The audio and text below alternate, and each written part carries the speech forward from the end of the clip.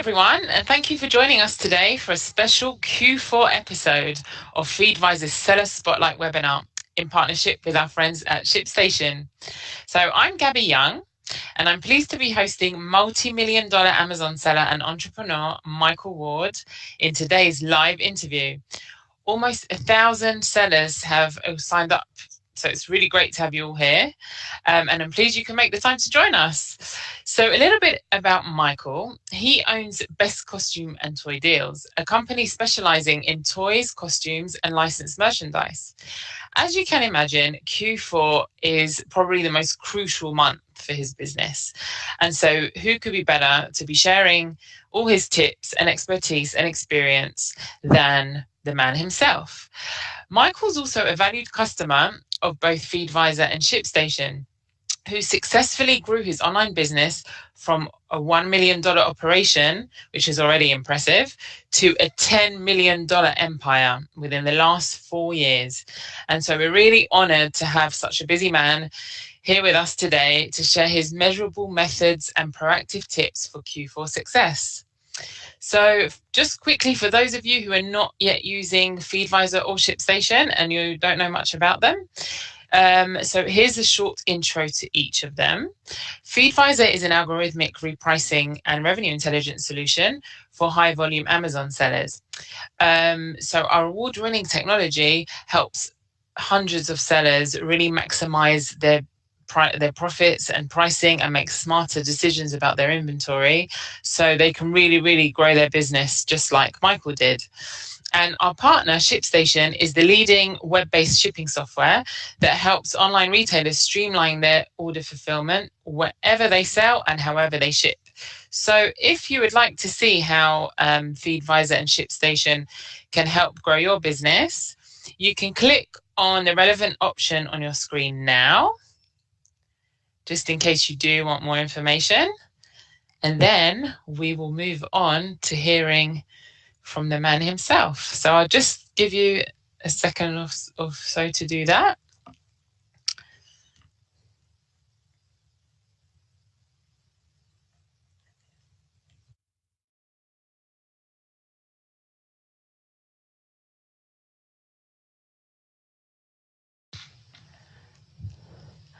So we've received hundreds of your questions for Michael.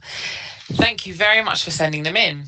We've selected the most popular and Q4 relevant ones for Michael to answer. And as always, we'll be taking live questions too. So feel free to ask any additional questions that you have on your GoToWebinar player, and we'll do our best to fit them all in. So this webinar will be recorded, so you can listen again afterwards. So now is the time to introduce our special guest. Michael, please can you turn on your camera? Hi, Gaby. Hi. Let's put it on a bigger screen there. Great. So, Michael, thank you for joining us today. Oh, no problem. Our audience are really eager to hear about your business, especially how all your little secrets into Q4 success. So, where are you right now? We're in Torrance, which is a part of Los Angeles. Beautiful sunny weather here. Oh, sorry good. for all you people in the lower south. I know it hasn't been the best for some people in the States right now. So nice to hear that you're in a sunny place. So let's get into business. Our audience really want to know how you got into the e-commerce business to begin with. I started in this business a long time ago, 1998, really as a mistake because I had a pretty decent job as the director of finance for Ford Credit. And my wife got into Beanie Babies and the Disney beanies in specific, and we just started buying, trading, and selling online. And that grew into what ended up being a dual job. I was working a full-time job during the day and then working a part-time job at night selling online. And I did that probably for 5 years. And it was right around 2003 that I left my job in the finance industry and went full-time online. And scariest move I ever made, but I never looked back. It was the best decision I ever made. Wow, that's great to hear that. So you're saying that was in 2003? Correct. And so at that time, what marketplaces were you selling on? It was pretty much dominated by eBay. eBay and our own website were really the only two platforms to sell on. Amazon wasn't around. Walmart wasn't in the picture. It was eBay was the 10,000-pound gorilla. So when did you start selling on Amazon? When did you realize that Amazon was something to start selling? I saw Amazon on the horizon in 2008, but we didn't actually join Amazon until 2011 when it really became popular, and a lot of our customers were leaving eBay and our website to shop on Amazon. So our first go at Amazon was in 2011. Great. And so what were the big benefits of selling on Amazon compared to eBay? We saw eBay kind of as a dying business model. But with the economy and then the 2008 crash, we slowly started eBay declining. We saw website sales declining. And, we just attributed it to the economy, but then we realized that a lot of our customers were not just coming back to eBay, they were migrating over to Amazon. So we decided that we had to make a change and see what was so great about selling on Amazon. Great. So did you start using FBA immediately, or I know you have your own warehouse, so... Yeah, we do. We have our own warehouse, and we've always done the merchant build since the beginning. So in 2011, I brought with me all my thoughts of eBay with me, and we went on to Amazon and we shipped everything from our warehouse. And to be honest with you, we failed miserably. It was a horrible first year because we had the mentality that we had for years on eBay and our website, which was, once the customer bought it, they owned it. We didn't take returns. We didn't accept, any kind of issues. You buy it, you own it, and that was it. And then moving on to Amazon, it just seemed like Amazon, gave the customer, every right to do whatever they wanted. And it was a very huge culture shock for us, one that we didn't like. Yeah, I can imagine.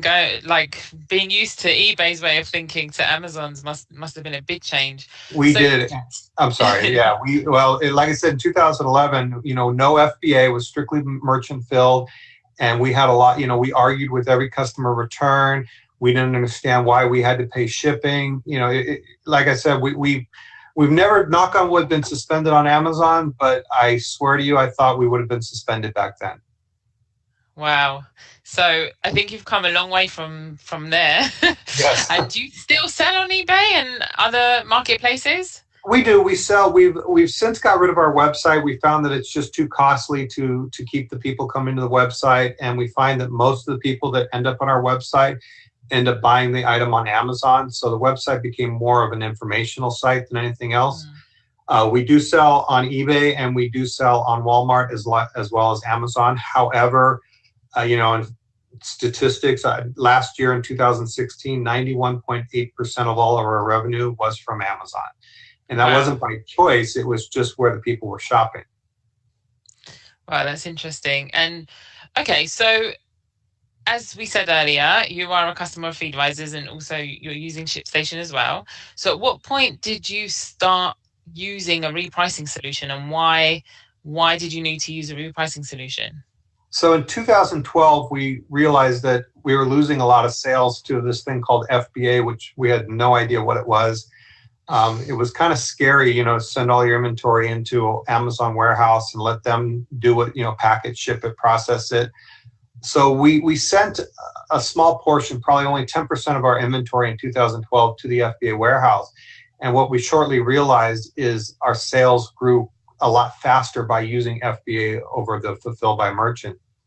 So we started seeing the benefit of the Amazon FBA system. In 2013, we started sending more inventory into the FBA warehouse, but what we realized is we were constantly being beat out by other competitors. And it didn't matter how fast we were pricing stuff. It seemed like every 5 minutes they were cheaper. I could reprice something, and we were using Excel sheets and all kinds of formulas and stuff. And I was probably spending 2-3 hours a day just repricing stuff on Amazon to keep up with the competition. Then I realized the reason why all these people were pricing faster than I was, they were all using automated repricers. So I went out on the hunt for a repricer, and I must have tried a good 10 of them, just to see what was out there. And what I found was they all did one thing really good, and that was drive the price into the ground. Every trial I did basically got into a penny war with another competitor.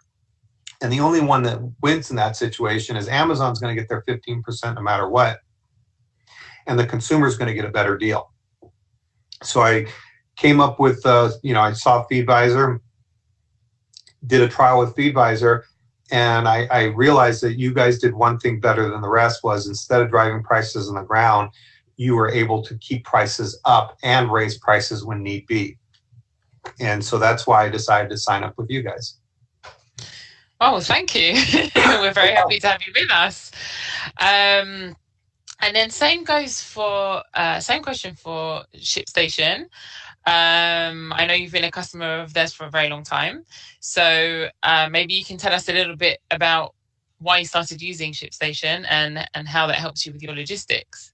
So in the beginning, like before we were doing FBA, we were doing everything fulfilled by merchant, which means we needed to integrate all these different platforms into one thing instead of downloading eBay orders, printing them, downloading Amazon orders, printing them, and then trying to decide what was better. Do we ship this priority mail? Do we ship it UPS? Our system is we don't necessarily offer a customer a specific service. We offer standard, expedited, and express. So if a customer wants an expedited service, do we use UPS if it's local, or do we use priority mail? So we signed up with ShipStation because they could integrate all the different platforms into one, and we could set rules within ShipStation that basically answered 95% of our questions. So once an order would flow into ShipStation, it would immediately know the product type, what it weighed, what the box dimensions were, and then it would give us options on whether we want to go UPS, FedEx, priority mail. And then we would literally just, and you could toggle right there on the order screen if you decide to go one way or another, and it'll tell you an immediate price quote of which one's cheaper, and then you could batch ship. Once you verify everything, which literally only takes a few minutes, and then you just print and ship, and then it prints out a bunch of labels and away you go, versus having to do it manually or sit there and worry about what each item weighs or the box size. And especially when they went into dimensional ratings about 2 years ago for UPS and FedEx, that helps a lot because now you can actually put all the dimensions in the system. So when the order comes in, it already knows what box it's going to hit. So as we say, time is money. Yes. And and so that's kind of by using those tools that saved you a lot of time and made you a lot more money. So if you would also like to save a lot of time and money, we'll give you another opportunity to request a little bit more information about Feedvisor and ShipStation. So there you go. You can see on your screen, you have the option to request more information about one of the companies or both of the companies. But basically what Feedvisor can help you with is save you a lot of money on trying to either reprice yourself manually, or if you're using a rules-based repricer, which is lowering your prices, then it's also worth speaking to us. And then ShipStation can save you a lot of time and money on your logistics and shipping. So obviously I recommend that you get in touch with both of us, but I'll let you choose right now on your screen. And let's move on. Let's talk about Q4. Yep. So obviously today is all about conquering Q4, and they're looking for really specific advice from you on how to do that, because Q4 is really your moment. Yes. So first of all, tell us a little bit about your business's seasonality trends. As a seller of toys and costumes, you must really see extreme peaks in demand in Q4, especially around Halloween and the lead up to the holidays. So tell us a little bit about those trends in your business. So with toys and costumes, obviously Halloween and Christmas are 2 seasons. 80% of our annual revenue comes in those 2 months. So October and December are critical months. Our season really is September and October for Halloween, November and December for Christmas, but we spend most of the year, January through August, preparing for those 2 seasons. Currently, Labor Day is our kickoff to our Halloween season, and we will see an immediate increase, at least double digits, 100 to 200% increase on our Halloween revenue right after Labor Day. And then as we run into October, we can see anywhere from 500 to 800% increase in our business in the Halloween season. And it's the same with Christmas. You're going to see some increase in November, but once Black Friday and Cyber Monday hit, you'll see considerable increase. And then all through the December season, you'll see an increase.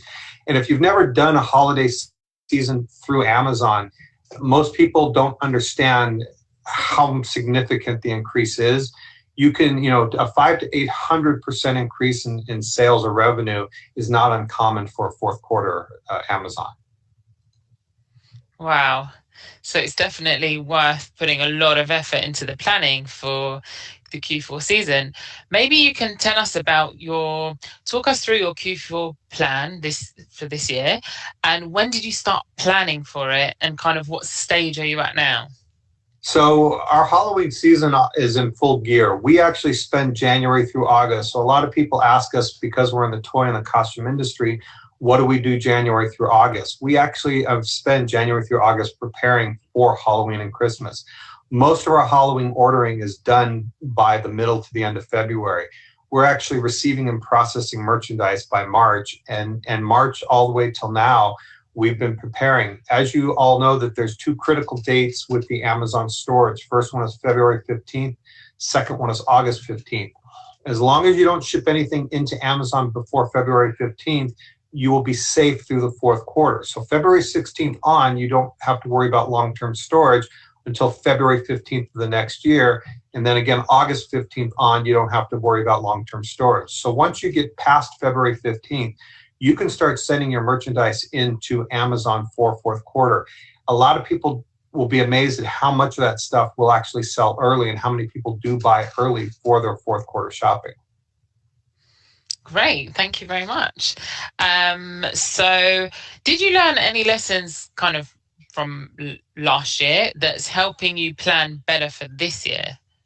Every year, there's something that you learn that's new. And even though I've been doing this for 20 years, every year I learn something new. And you need to understand that once you get past one good season through Amazon, you can look back at those numbers and then you can decide how you want to approach the next year.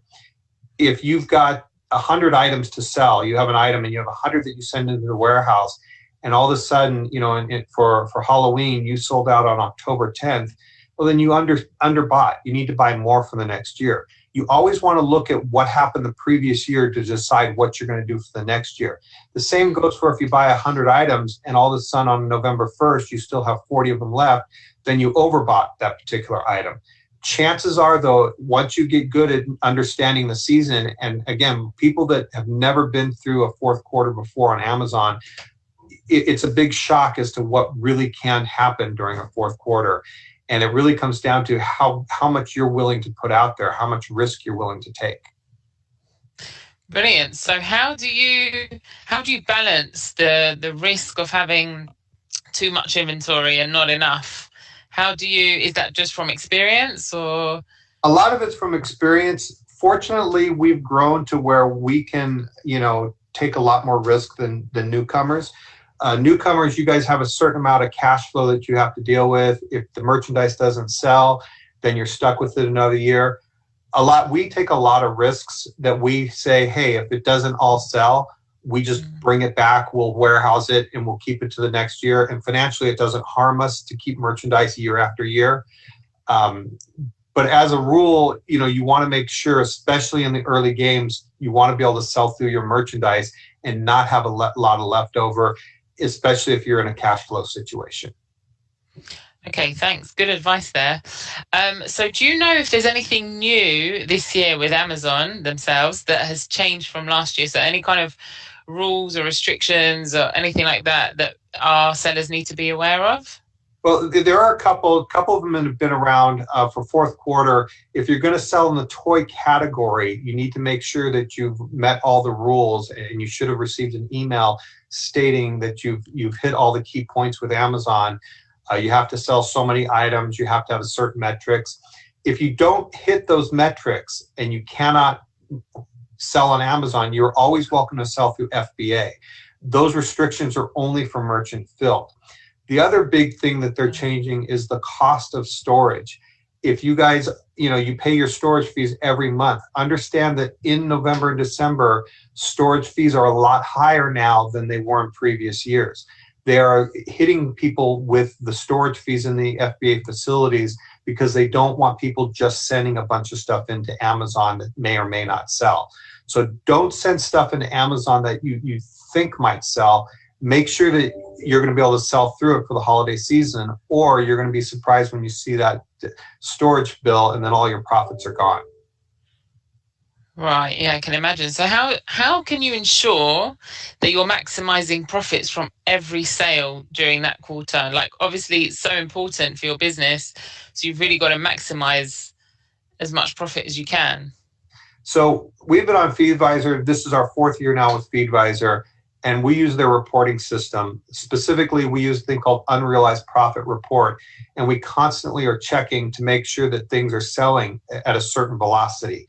If an item is selling too slow, we want to make sure that we're a little more price competitive on it. Don't be afraid to lose money on stuff. It's better to lose a little money on a product than sit on it for another year. The idea is if you have 2 products and one's a really good home run and you're making 40-50% margins on it, and you have another product that you're going to lose 10% margin on it, you got to look at the averages between the two. But if you make a bunch of money on one and you're sitting on the other, all that's dead revenue. So you really have to think of, at the end of the day, it's not necessarily how much you're making on one individual product, but how much you're making on the whole batch of products that you send in. And you really need to, we use the Feedvisor reports almost daily to let us know, what specifically is not moving fast enough or what's moving too fast. Great, thanks. So talking about tools and software that you use to help you plan, which other tools and software do you use to help plan your inventory? So, I mean, we want to avoid stockouts, and you also want to make sure that you're not left with piles of inventory in January. So maybe you can talk to our audience about the whole suite of tools that you're using and how each one helps you manage your business. So we have 3 major softwares that we use. The first one is called Solid Commerce. It's an inventory software that manages our inventory over the platforms. So if I have 100 of an item, it will tell Amazon, eBay, and Walmart all at the same time that we have 100 available. And as it sells, it will tell each site. It also will maintain our FBA inventory. So we can take our Amazon FBA inventory and sell it on other sites, which would be like eBay and Walmart. Walmart does have some rules about that. So you guys want to check into the Walmart rules if you're selling on Walmart. That's what we mainly use for our inventory management software. Then we have Feedvisor, which its main function is repricer. However, it has a lot of reports in it and a lot of data information that we can use. We use it for purchasing. So at the end of a season, when we're in January and we're looking to buy our new product for the next year, I can look back in Feedvisor and I can instantly get the data on how fast stuff sold, when the key dates were. It's got graphs, charts, all kinds of information. So I can look at a product quickly and decide whether I bought too much, too little, or just enough for the next year. ShipStation is our shipping software. ShipStation, basically, if we sell something that's merchant filled, whether it's Amazon, eBay, or Walmart, it funnels into ShipStation, and then it decides what the best route of shipping is, and then we batch print all the labels, send it to the warehouse for packing and picking. So each of these softwares, they all work together, but they all have their specific purpose. Okay, that's great. So for those of you who are asking on the questions over there, because how do I make big bucks like Michael, and how can I be successful like Michael? That's the winning recipe. So there you go, guys. Solid Commerce, Feedvisor, and ShipStation, the perfect recipe to making $10 million a year on Amazon. So moving on, so you use FBA. How do you determine exactly how much inventory and which items specifically to send to FBA and which ones to fulfill yourself? So our general rule of thumb is if it's very large and the shipping and or fulfillment fees are going to be too expensive, we'll merchant ship those ourselves. Most of our inventory at this point we do send into FBA. I would say a good 90 to 95% of what we sell we send to FBA. We then feed the inventory from the FBA into the other platforms like eBay and Walmart. So for us, FBA really is our main revenue. And then only stuff. Now, the other thing is if we send stuff into FBA and it's not selling as fast as we want, or if it's a slow seller, then we might keep it here and we'll just ship it from here, just so we're not building up too much storage fees at the Amazon facility. Right. So you're very, very smart thinker, I can see. Yes. You really know how to strategize everything, which is why we have you here today with us. So let's move on to that buy box and pricing and the buy box and that kind of thing. So this is really the time of year when the fight for the buy box is probably even more competitive than usual. And you're selling a lot of popular products. So how do you avoid kind of price erosion during this period and make sure that you keep staying profitable, even though that you have a lot of competition on the same products as you're selling? You know, if you have the right products, you don't need to worry too much about the price erosion. The volume of sales on Amazon, there is no one seller that could feed that market. So you kind of need the competition. If you want to fight for the bottom line penny and you're willing to take tiny margins, you're going to sell your product quickly, but you're going to miss the margin at the end. If you're really fighting against the buy box, don't worry about the low-cost sellers. They're generally going to be out of stock before the season kicks in. An example, if you're selling a Halloween costume, you know, and the guy right now in the early part of September is pricing at or close to cost, and you're wondering, don't worry about him, because he will not have merchandise come October 1st. He will sell out.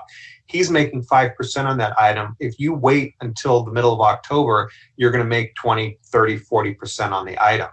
Ignore the guys that are giving stuff away. A lot of times these are guys that have a debt to pay, have a bill to pay. They don't know what they're doing, or they panic. And if they panic, what they do is they start underpricing everybody, and they're the ones that start the penny wars. For us, using Feedvisor, honestly, it does the thinking for us. Other than, it doesn't want to do the penny war to the ground. Every opportunity the software gets, it will raise the price. I can show you SKU after SKU after SKU where Feedvisor raises the price to even higher prices than I would have thought to sell it at. And and that's one of the things that, I tell people is, because Feedvisor has a thing where it says, give me your low and give me your high. So somebody goes in there and says, okay, my low is $19.99 and my high is $39.99. And that's how I used to think. Now my low is $19.99. I'll put a high of $149.99. And people are like, you'll never sell at that price. I says, I know, but here's the thing. There's a price somewhere in there that it will sell for, and I don't know what that price is. So let the software figure out what the best price is. If Feedvisor gets too high and there's no sales, it'll bring it down to reality. Somewhere in there is a sweet spot where you make the most profit and yet the buyer is still willing to pay for the product. Yeah, I mean, you have some examples where the price went up by huge percentages just because it was out of stock. It was out of stock everywhere else, and it was in high demand. I can't remember which product it was specifically. There's been a couple. But I've heard in your previous talks. I remember last year, I think it was the Halo costumes that right around this time, around early September, we were selling for $29.99. And by October 20th, just right before Halloween, we were up in the hundreds. I mean, I think one of them was going for $139.99. The same costume that I would have sold 6 weeks earlier for $29.99. It's a supply and demand. But the thing is I can't sit here at the computer every 5 minutes and figure out what's selling and what's not. You need software to say, hey, if this thing is selling, because it looks at the velocity. If you have 100 of them in stock and you've always sold, let's say, 5 a day, and all of a sudden this thing is selling 15 a day, it's going to look at it and say, we're too cheap. We need to raise prices, and that's where you make the money. And I'm going to give a little plug here. And the thing is Feedvisor has a cost to it, but if you look at how much money Feedvisor makes you, really it's not a cost factor. It's more of what the system can make for you. If Feedvisor can make you an extra, let's say $10,000 a month in profit, are you willing to pay for that? Would you give me $1,000 if I handed you $10,000 back? That's really what it comes down to. Wow, thank you. Thank you for that. That's my 2 cent plug for you. So on that note, if any of you would like to see a demo, now's your opportunity to sign up for a demo. So Feedvisor is most appropriate for sellers who are selling over $50,000 a month. If you fall into that category and you are not yet using Feedvisor, then feel free to either request a demo so we can show you what it looks like and so you can actually see what Michael's talking about, or you can just request some more information and we'll send you whatever you need. So I'll give you a second to do that, and then we will move on. I'm going to have a look at some of the live questions that have come through while you're answering that. So I believe we've answered many of them. Okay, so we're getting questions around what do you do with overstock items that are in FBA after Q4. So Christmas is over, people are getting ready to celebrate New Year's, but they've stopped buying toys. So what happens? What do you do? So there's a couple ways to look at it. If cash is an issue, then obviously you just continue to discount the product until it sells. However, understand you're going to take a loss on the product. Generally stuff, that's hot at Christmas time, I don't care how popular it is at Christmas, in January, most of the stuff is going to start to decline in price, okay? So you can either sell it for a loss or you recall it. You want to make sure you recall it before February 15th, otherwise you get hit with the long-term storage fee. This really, it depends on your personal situation and what your cash flow situation is. For us, a lot of times we just look at stuff after Halloween and after Christmas. We just recall it back. We recycle it back in our warehouse. We repackage it, send it back out next year. We don't want to take a loss on the product. We're fine sitting on it and waiting. If it's something that's just really dying that is just never going to recover, then you want to just sell it and take a loss. You're better to sell it at a loss than to sit there and pay storage fees for the next 6 months. So like the fidget spinners and things like that. Fidget spinners, everything has its moment. Fidget spinners come and go. And generally every hot product that's come out, we can talk about the Zuzu pets, we can talk about Pogs, we can talk about, all these things that came up, and they all have their day in the limelight. But when they start to die, it's a very slippery slope. And if you don't, get rid of the merchandise, somebody once told me it's like a hot potato, hot merchandise. You don't want to be the one holding the potato when it finally cools off, because then nobody wants it, Good advice there. So, okay, so we've had a really successful holiday season, sold millions, and then January creeps around and you start getting returns, especially in your category of costumes and toys. So just tell us a little bit about your experience with returns. So returns is a part of selling on Amazon. And this actually goes back to when I started earlier, when I hated the whole Amazon thing, because they are very liberal with their returns. They treat the customer like king and sellers like dirt. That's how Amazon is. Sellers are dime a dozen, okay? If you leave Amazon, they're going to replace you. So they allow the customers to return. We, as a rule, get about 3% of our products returned. It's just a fact of life, okay?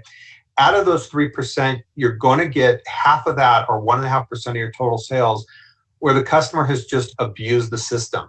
They've worn the costume, they've gone to a party, they've used the toy, whatever it is, they put it back in a package and they send it back. I've seen times where they don't even send it back in the original manufactured package. I've seen people that return costumes that clearly have been worn, beer stains all over it, smells like cigarettes. They throw it in a box and send it back. Amazon will give them their money back. If you don't voluntarily refund their money, Amazon will do it for you. Understand that that is a cost of doing business. There's nothing you can do about it. So we get 3% back.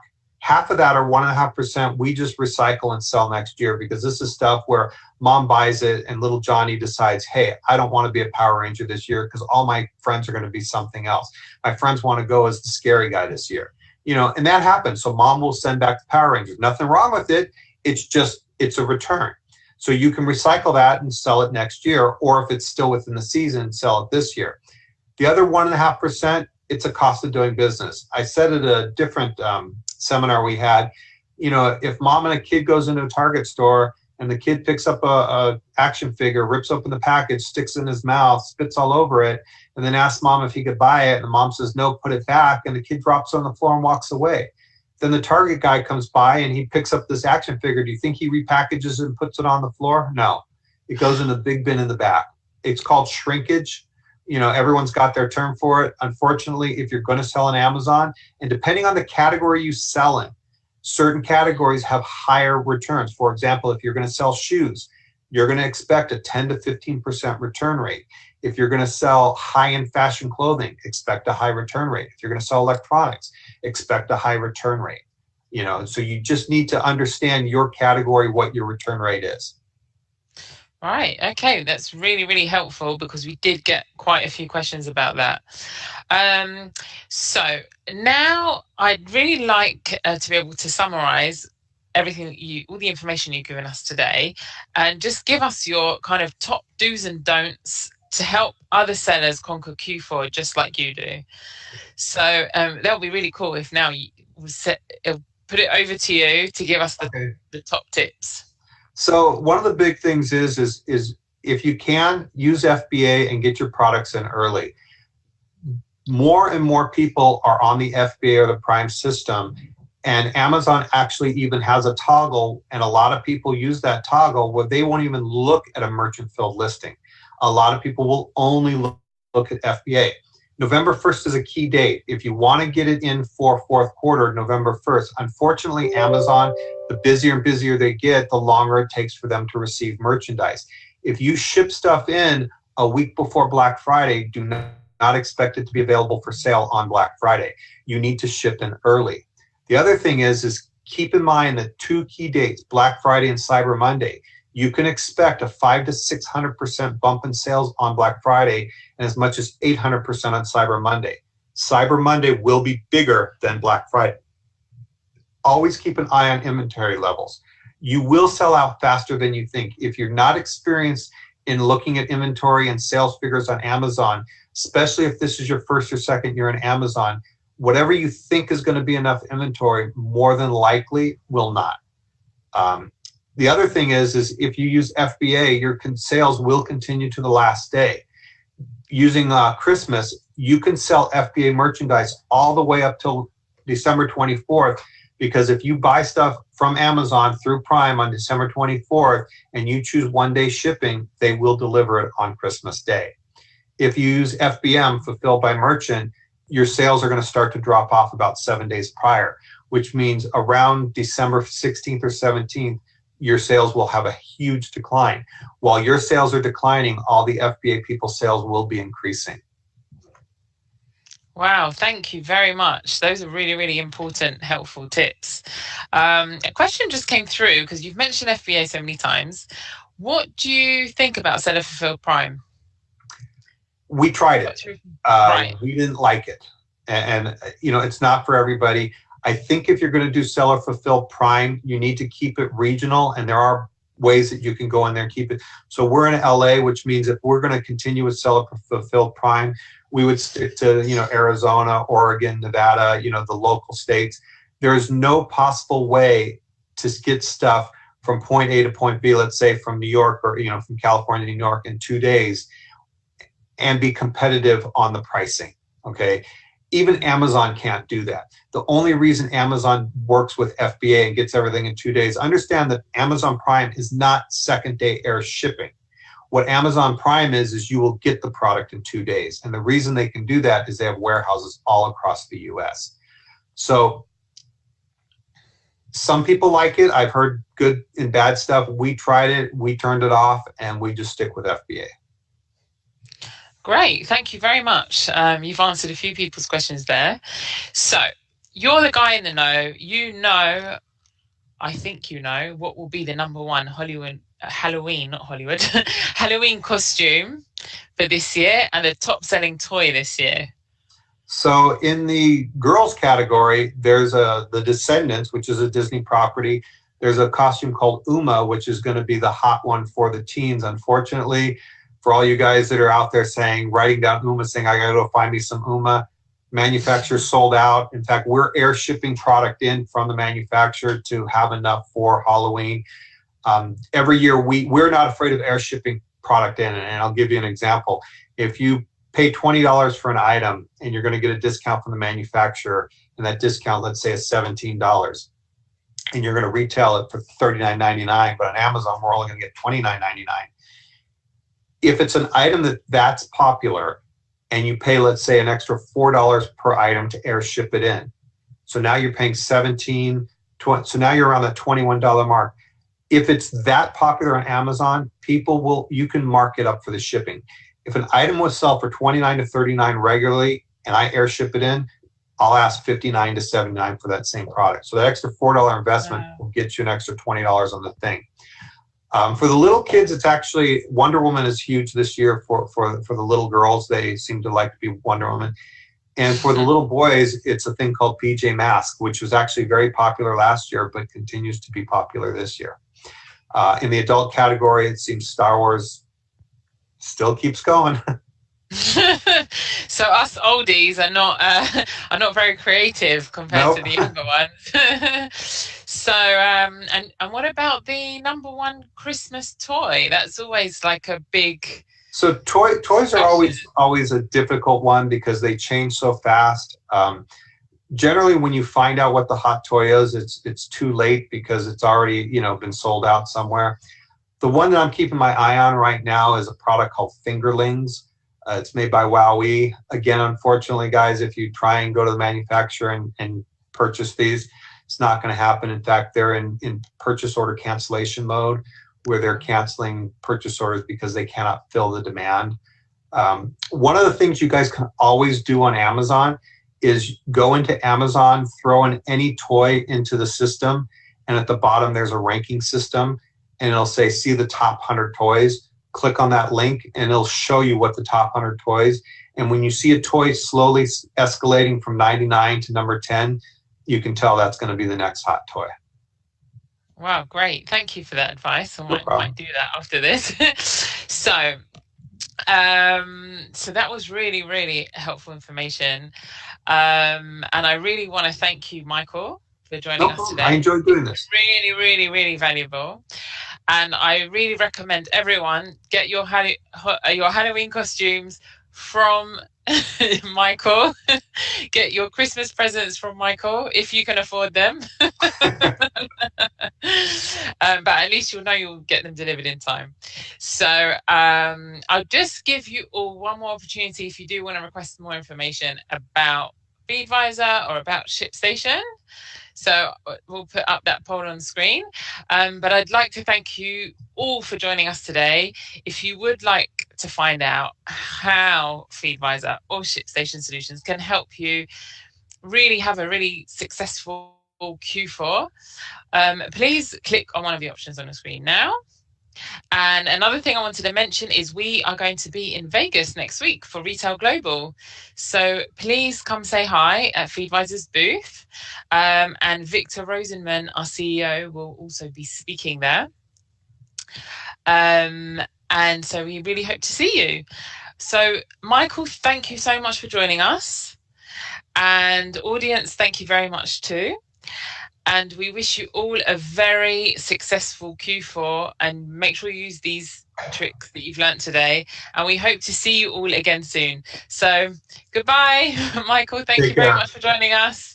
Take care, everyone.